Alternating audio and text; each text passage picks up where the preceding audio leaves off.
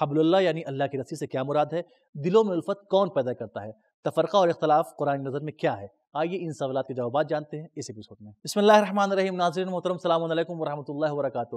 سبیل قرآن کے قرآن بز میں ایک بار پھر آپ کو خوش آمدید کہتے ہیں۔ قرآن دلوں کے زنگ کو صاف کرتا ہے، آئیے اپنے دلوں کے زنگ کو صاف کریں۔ اس لیے آپ کے سامنے لے کر حاضر ہوئے ہیں سورہ آل عمران کی آیت نمبر 101، 102، 103۔ آئیے اپنے اس ایپیسوڈ کو شروع کرتے ہیں سورہ آل عمران کی آیت نمبر 101 کی تلاوت اور اس کے ترجمے سے۔ کتاب انزلناه الیک مبارک لیدبروا آیاته ولیتذکر اولو الالباب۔ بسم اللہ الرحمن الرحیم۔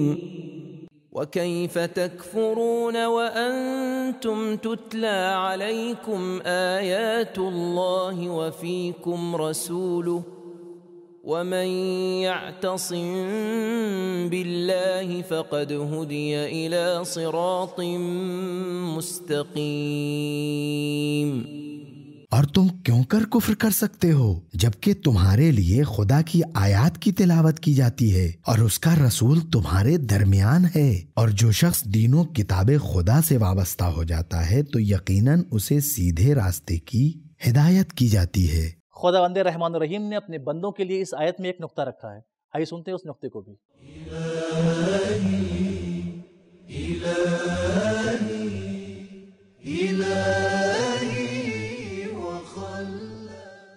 اللہ تعالیٰ سے وابستگی آگاہانہ انتخاب کے ساتھ ایک سنجیدہ حرکت ہے جس کا لازمہ اولیاء الہی کے ساتھ چلنا ہے، جیسا کہ زیارت جامع کبیرہ میں ہے کہ امام ہادی علیہ السلام فرماتے ہیں من اعتصم بکم فقد اعتصم باللہ، یعنی اولیاء الہی کے ساتھ وابستگی اور توسل حقیقت میں خود کو اللہ کی پناہ میں دینا، خدا کی حمایت میں خود کو قرار دینا ہے۔ خداوند عالم نے اپنے بندوں کے لیے اس آیت میں کچھ اہم پیغامات رکھے ہیں، آئیے جان لیتے ہیں ان اہم پیغامات کو۔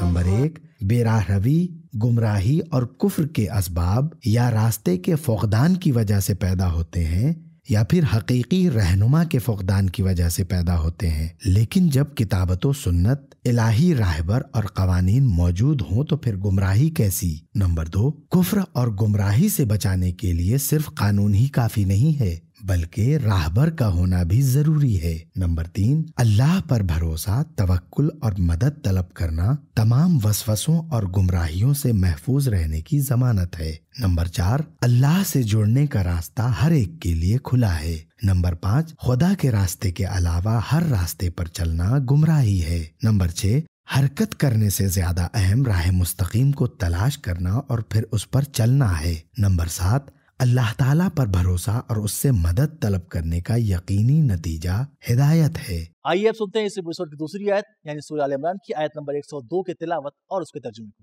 یا ایہا الذین آمنوا اتقوا اللہ حق تقاتہ ولا تموتن الا وانتم مسلمون۔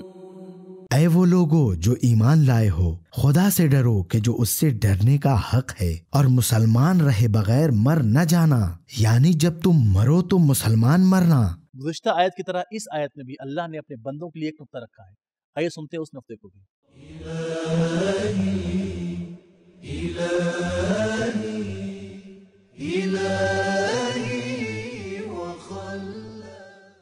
ہر کمال ایمان، علم و تقوی کی طرح مراحل رکھتا ہے، ابتدائی اور پھر اس سے آگے کے مراحل، یہاں تک کہ کمال مطلق کا مرحلہ ہے۔ قرآن مجید میں ہم پڑھتے ہیں کہ رب زدنی علما، سورہ طٰہٰ آیت نمبر 114، یعنی اے میرے پروردگار میرے علم میں اضافہ فرما۔ یا دعائے مکارم الاخلاق میں ہم پڑھتے ہیں بلغ ایمانی اکمل الایمان، یعنی خدایا میرے ایمان کو کمال تک پہنچا دے۔ اس آیت میں یہ بھی پڑھتے ہیں کہ اتقوا اللہ حق تقاتہ، تقوی الہی کے بلند ترین درجات عطا فرما۔ خداوند عالم نے قرآن سے الفت رکھنے والوں کے لیے اس آیت میں بھی کچھ اہم پیغامات رکھے ہیں، آئیے جان لیتے ہیں ان اہم پیغامات کو بھی۔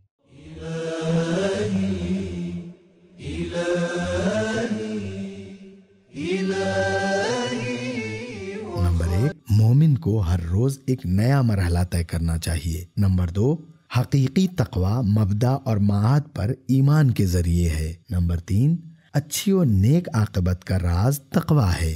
نمبر 4، ایمان لانا ہی ضروری نہیں بلکہ ایمان پر باقی رہنا بھی ضروری ہے۔ کسی کام کا آغاز اتنا اہم نہیں جتنا اس کا اختتام اہم ہوتا ہے۔ نمبر 5، اسلام ہمیں صرف زندہ رہنے کے طور طریقے ہی نہیں سکھاتا بلکہ ہمیں مرنے کے انداز اور اہداف سے بھی آگاہ کرتا ہے۔ نمبر 6، انسان اپنی تقدیر اور عاقبت میں اہم کردار ادا کرتا ہے۔ نمبر 7، اسلام تقوی کی کیفیت پر بھی توجہ دیتا ہے اور آخر عمر تک اس کے باقی رکھنے پر بھی تاکید کرتا ہے۔ آئیے اب سنتے ہیں اس ایپیسوڈ کی آخری آیت یعنی سورہ آل عمران کی آیت نمبر 103 کی تلاوت اور اس کے ترجمے کو۔ وَاعْتَصِمُوا بِحَبْلِ اللَّهِ جَمِيعًا وَلَا تَفَرَّقُوا واذكروا نعمة الله عليكم إذ كنتم أعداء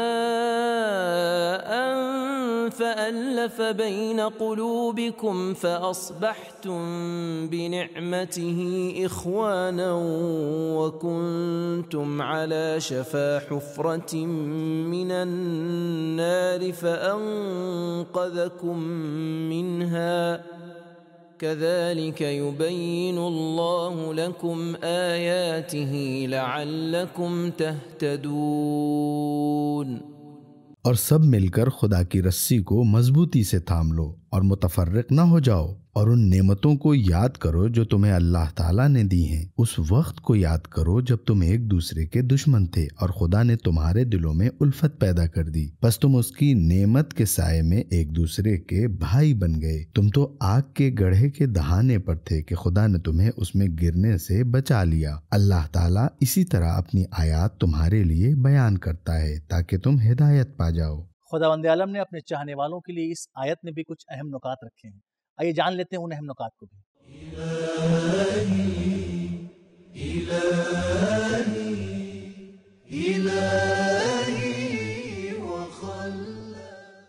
حضرت علی علیہ السلام فرماتے ہیں کہ قرآن حبل اللہ ہے، یعنی اللہ کی رسی ہے۔ نہج البلاغہ خطبہ نمبر 176۔ امام جعفر صادق علیہ السلام سے نقل ہے کہ آپ نے فرمایا، نحن حبل اللہ، کہ ہم اہل بیت اللہ کی رسی ہیں۔ تفسیر مجموع البیان۔ ایک اور روایت میں ہے کہ علی ابن ابی طالب علیہ السلام حبل اللہ ہیں۔ تفسیر نور الثقلین۔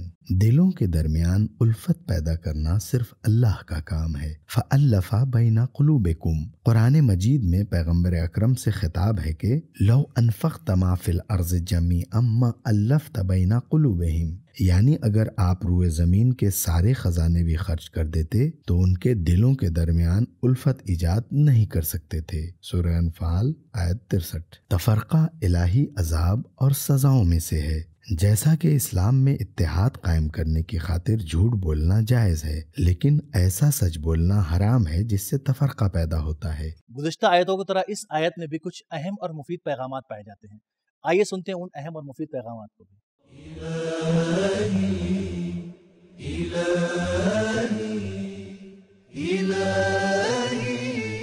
نمبر 1، اتحاد اور تفرقے سے دوری اختیار کرنا اللہ تعالیٰ کی طرف سے عائد فرائض میں سے ہے۔ نمبر 2، اتحاد کا محور و مرکز خدا کا دین ہونا چاہیے، نسل، زبان یا قومیت نہیں ہونی چاہیے۔ نمبر 3، اسلام کی برکات اور اس سے حاصل ہونے والے فوائد سے غافل نہ رہو۔ نمبر 4، اتحاد اخوت و بھائی چارے کا سبب ہے۔ نمبر 5، اتحاد کا ہونا اللہ تعالیٰ کی بڑی نعمات میں سے ایک ہے۔ نمبر 6، تفرقہ اور دشمنی آگ کا گڑھا اور کھائی ہے۔ نمبر 7، اللہ تعالیٰ کی نعمات اس کی نشانیاں ہیں۔ نمبر 8، اللہ تعالیٰ کی نعمات کو یاد کرنا خدا سے عشق اور ہدایت کی راہ ہموار کرنے کا سبب ہے۔ تو ناظرین، ہم نے جانا کہ اللہ کی رسی سے مراد کئی چیزیں ہیں۔ امام علیہ السلام فرماتے ہیں کہ قرآن اللہ کی رسی ہے۔ امام صادق علیہ السلام فرماتے ہیں کہ ہم اہل بیت اللہ کی رسی ہیں، اور ایک جہاں فرماتے ہیں کہ امام علی علیہ السلام اللہ کی رسی ہیں، اور اگر ساری دنیا کی دولت لٹا دی جائے تب بھی دو دلوں میں الفت نہیں پیدا کر سکتے۔ الفت پیدا کرنے والا صرف اللہ ہے۔ تفرقہ اور اختلاف اللہ کے عذاب میں سے ہے۔ تو ہمارا آج کا ایپیسوڈ یہ ختم ہوتا ہے۔ ملتے ہیں اگلے ایپیسوڈ میں، اب تک کے لیے خدا حافظ۔ سبیل قرآن، قرآنی سماج کی پہچان۔